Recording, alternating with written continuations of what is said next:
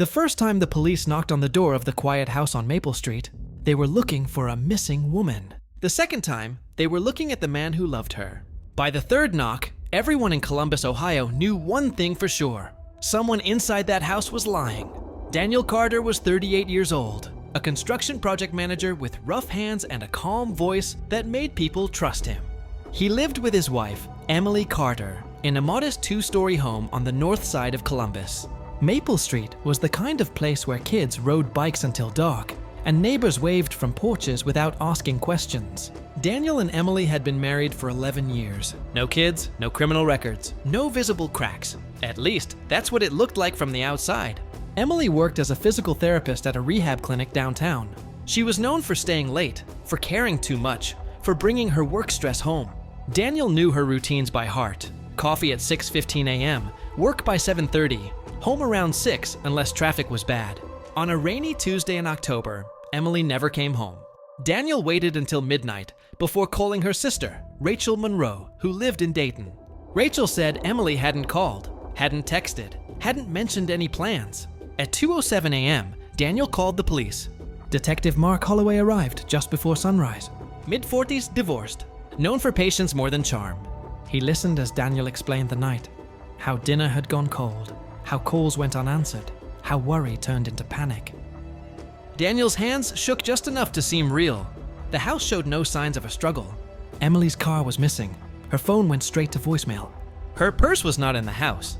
Holloway labeled it a missing persons case. By noon, flyers went up.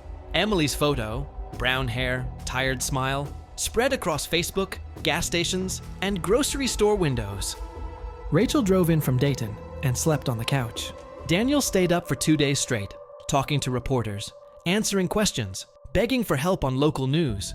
America loves a worried husband, so did Columbus. 3 days later, Emily's car was found abandoned in a Walmart parking lot on the east side of the city. The doors were unlocked, the keys were gone. Inside the trunk, detectives found a single sneaker, Emily's left shoe. No blood, no note. The case shifted. Detective Holloway noticed something subtle during the next interview. Daniel didn't ask where the shoe was found. He didn't ask how long the car had been there. He only asked one thing: was she alone?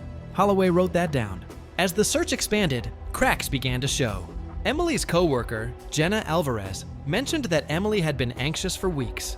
Distracted, jumping at noises. Once, in the clinic break room, Emily had whispered, "If something happens to me, tell my sister it wasn't an accident." Another co-worker remembered Emily asking about domestic violence shelters. Quietly, like she didn't want to be overheard. When Holloway asked Daniel about their marriage, Daniel smiled tightly. "Every couple has problems," he said. But nothing like that. Rachel didn't agree. She told police about late-night calls from Emily, about arguments that ended suddenly when Daniel walked into the room, about bruises Emily blamed on clumsiness. "There was fear," Rachel said. She tried to hide it, but it was there. The public sympathy began to shift. Then came the twist no one expected. A gas station clerk in Zanesville recognized Emily from the flyers. Security footage showed her buying water and snacks 2 days after her disappearance. She looked exhausted, alone, nervous, alive. The footage went viral. The question changed overnight. Why would a missing woman run? Detective Holloway re-interviewed Daniel.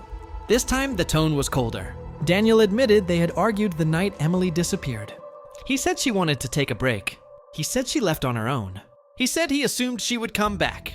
Holloway noticed scratches on Daniel's forearm. Thin, fading lines.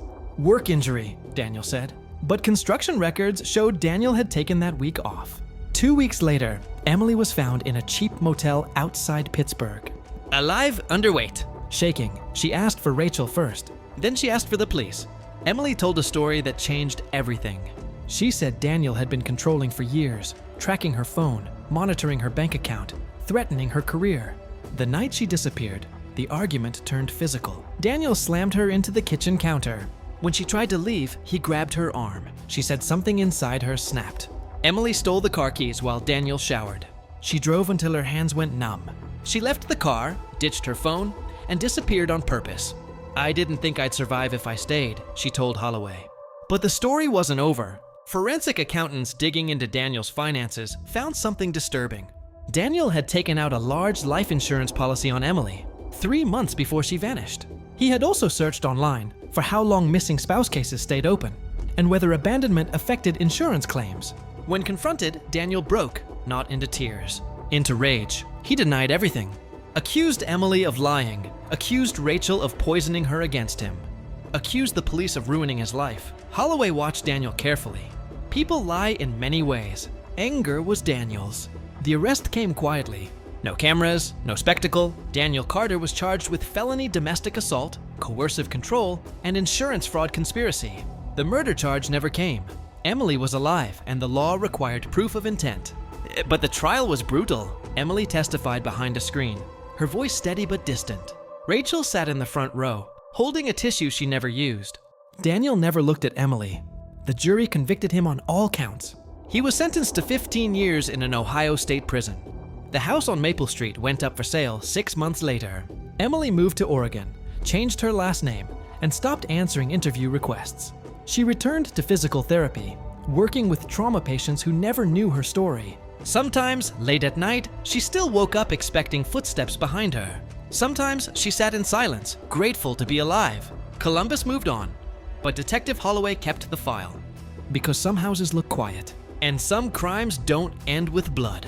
Just with the slow, terrifying truth of what almost happened. On Maple Street, the lawn grew back green, but the neighbors never forgot how close they came to watching a true crime story end very differently.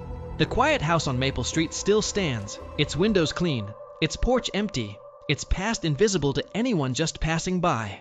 To strangers, it's just another home in Columbus.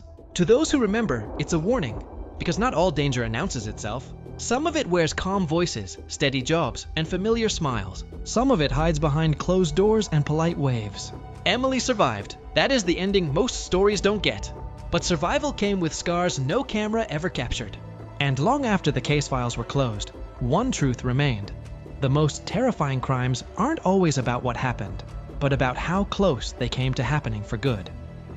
If you enjoy real-life inspired, emotional crime stories like this, make sure to subscribe to the channel, like the video, and share your thoughts in the comments. More powerful stories are coming.